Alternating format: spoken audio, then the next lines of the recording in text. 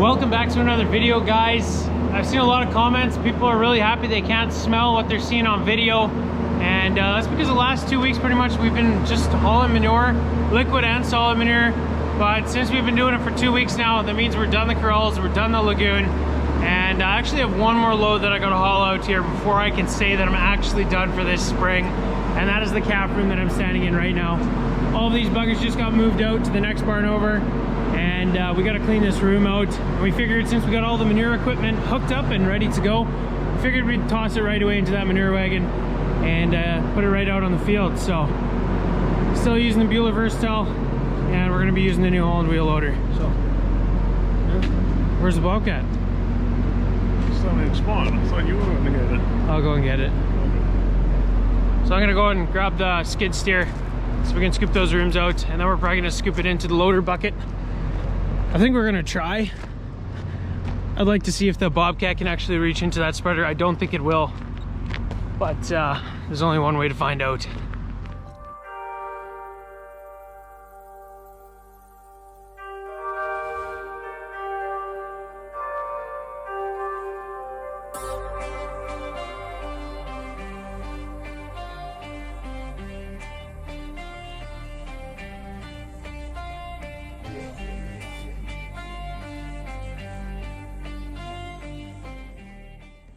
So the Bobcats are in the sand room, and that's because we use them to scrape the barn. We just take one of those skid steers to clean out those rooms, and they're at the back of this barn here. You can see I might have closed the curtains up a little bit more since the last time we looked at them, because we've been having some colder days out here. I think it got down to -10 overnight, so I figured, you know what, we're gonna tighten those panels up a little bit, let a little bit less cold air into the barn overnight so that these ladies stay a bit warmer. Eeny, meeny, miny, mo. I usually like to take the bigger one. It's a little bit newer, it's got air conditioning, and it's comfier, so why not take this one? The bucket we're gonna grab, I think, is just outside, probably on the concrete over there, so see if we can find it.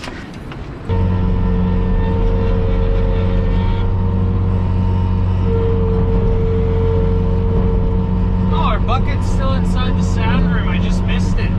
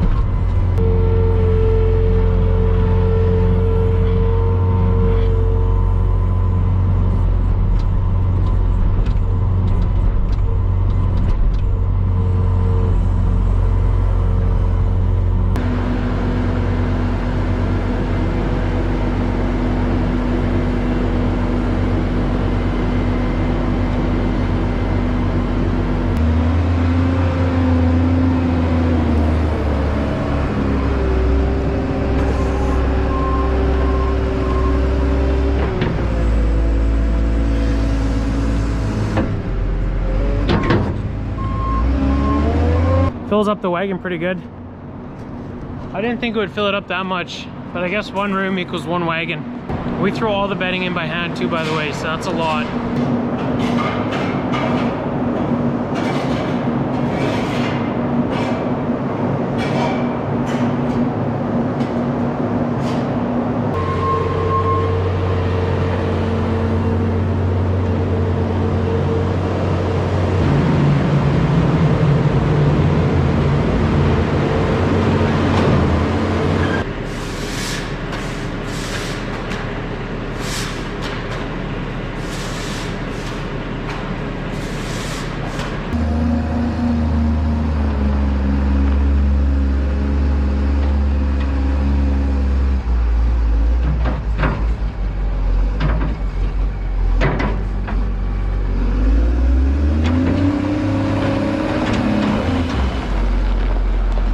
Well guys, you saw it. That was the last bucket of manure for the spring of 2021. I couldn't be happier. 2 weeks of hauling manure is definitely enough for me, 2 weeks straight. So yeah, I'm happy.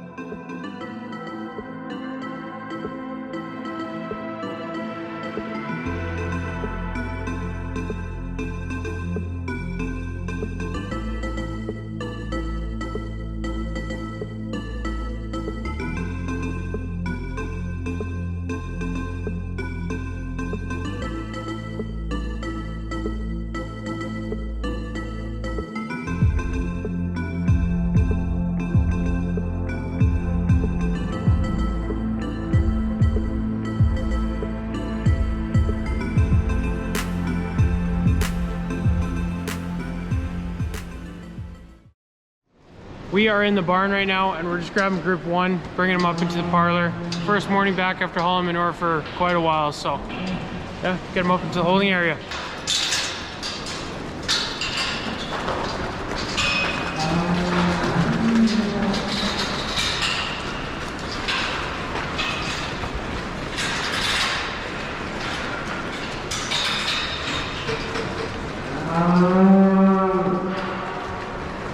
So cows are out of their group now. We're gonna grab the bobcat, scrape the alleys, and then we're gonna be tossing sand in this morning as well. We will turn the circulation pump on, and we're also gonna check the oil on the skid steer here. Perfect.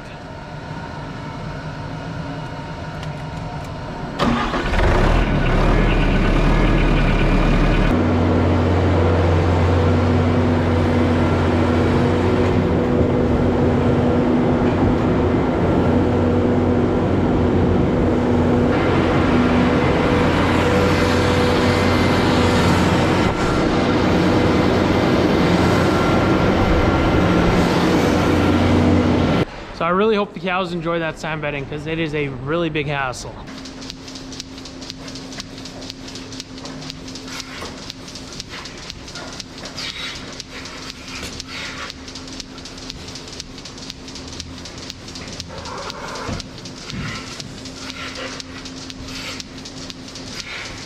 This is a monster calf. I don't know how big this thing is. Little man. So there's a little guy in his pen. So I'm gonna get the question, why do you take the calf away from its mom? First reason, that cow is gonna go ahead and produce 50 to 60 liters probably. She could even do more. There's no way that little calf there is gonna be able to drink it. And if the udder on the cow is not emptied out completely, she could get really sick. Second reason, we like to pasteurize the milk before we feed it to the calves just to prevent any transmission of diseases. There's not necessarily any diseases, but if there was, if we pasteurize it, we can stay away from that and get rid of the entire possibility. We also believe that calves grow a lot better, in our opinion. They grow better on pasteurized milk versus raw milk or milk replacer, and that is why we also want to separate them so we can give them a better quality product and they'll grow faster. Another thing, those Holsteins, they're not the best moms in the world. When I got there, that mom was literally ramming the calf in between a gate with her head.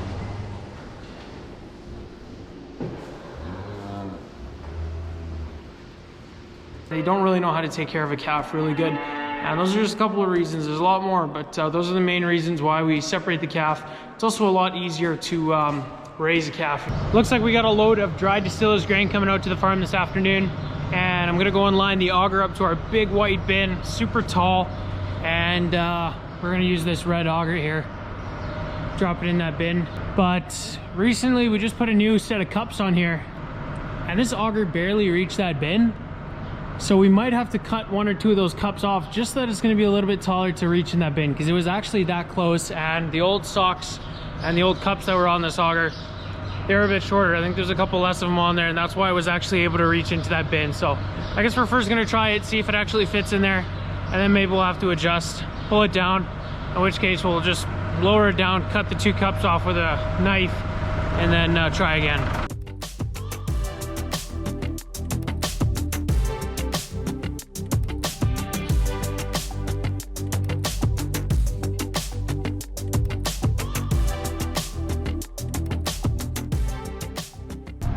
All right, so we tried to line it up, but it's just too tall, so I think we're gonna cut 2 cups off of here. Just backed it up to the stairs on the side of this other bin. Super easy.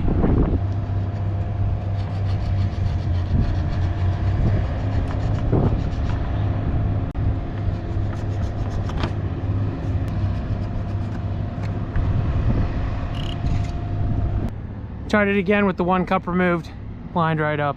Just went over. There's probably an inch of clearance or something. So yeah, works good. Dad unloaded the truck of dried distiller's grain that showed up, so the auger's back in the shop here, and I'm gonna move a GPS over from our MX285, which is right there. Last video you guys saw the thing's transmission gave up, so we're not gonna be able to use that thing anymore until it's fixed. So I'm gonna take the GPS out of there. It's just a light bar GPS, pretty simple unit, and we're gonna be putting it into our other Magnum, the older one, because we're gonna need to roll and harrow with it. The GPS that I'm going to be taking out of it is a light bar, so you still have to manually steer it, but it keeps your lines in the field perfectly straight. we're gonna be putting it back into this one. And then after that, we're gonna hook it up to our Harrow. So this is the unit on top of the MX285. It's just a magnet. You can take it off like that super easily, but we need to move this plate over to the other Magnum as well.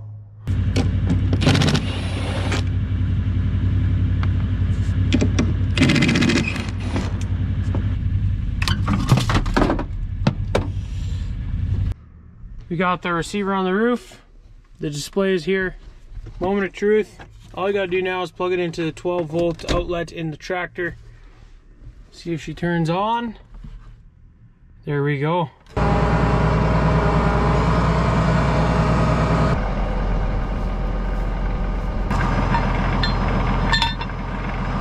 I already took the portable air tank, just compressed it up.